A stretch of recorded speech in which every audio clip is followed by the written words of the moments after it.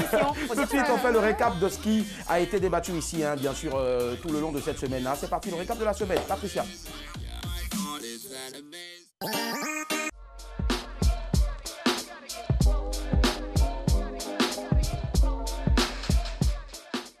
Lundi.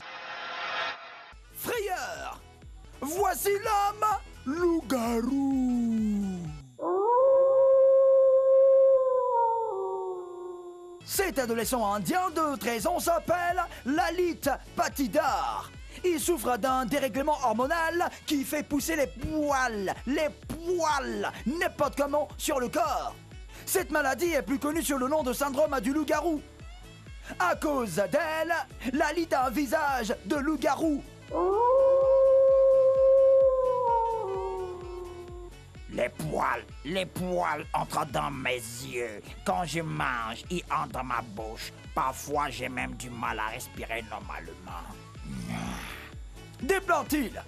Mais pas de quoi le pousser au suicide car Lalit a une vie plutôt heureuse et rêve de devenir policier. Vraiment, si tu es policier, ça va aller avec toi. Tu vas effrayer ceux qui veulent. Je me sens bien car je ne suis pas né comme ça. Quand je serai un homme, je raserai sûrement tout ça. Je serai alors comme tout le monde. Qu'en fait-il? Selon les médecins, les choses pourraient s'arranger quand Lalit aura 15 ou 16 ans. Sinon une opération serait nécessaire. Si on dit que tu es un enfant sorcier et puis on peut te chasser, hein, mais Dieu est grand. Mardi. Je t'aime. Oui, je t'aime. Moi non plus. J'adore ces chansons-là. Il se marie après 32 ans de séparation. Le 19 janvier 2019, le Ghanéen Joseph Arthur a épousé Teresa à Alpha-Sini, au Ghana. Joseph a 81 ans et Teresa en a 70. Plus jeunes, ils étaient en couple. Ils ont eu 6 enfants avant de se séparer. Cette séparation a duré 32 ans. Ils ont gros canal les deux là. Ce sont leurs enfants qui ont fait les démarches pour les rapprocher. Par exemple, le fils aîné a passé de nombreuses années à réconcilier ses parents.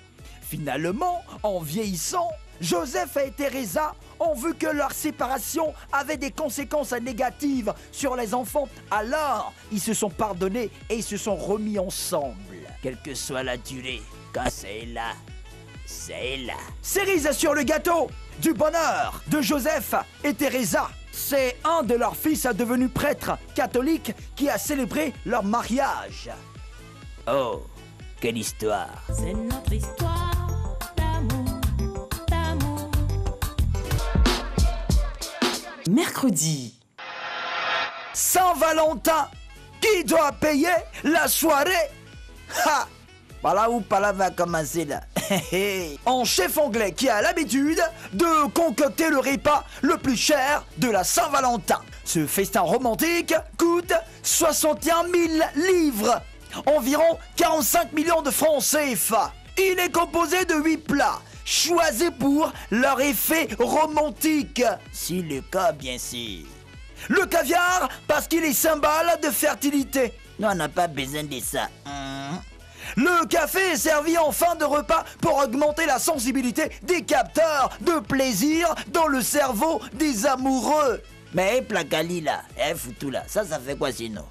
Pendant qu'ils mangent, les leveurs sont entourés de 50 bougies.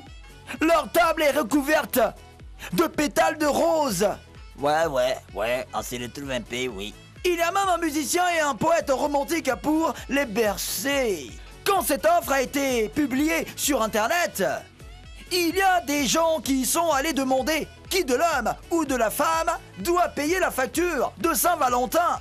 Surtout que les hommes ont déjà assuré les dépenses de la fête des mères, la fête de Pâques, la fête de Noël, la Saint-Sylvestre, le 1er janvier, etc.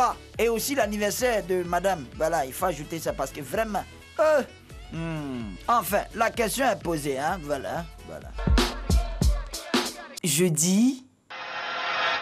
Saint-Valentin 2019. Un animal de compagnie, ça vous dit? Selon les spécialistes, le meilleur cadeau de la Saint-Valentin, ce n'est pas forcément le présent le plus coûteux ni le plus luxueux. Les femmes recherchent surtout l'attention de leur partenaire.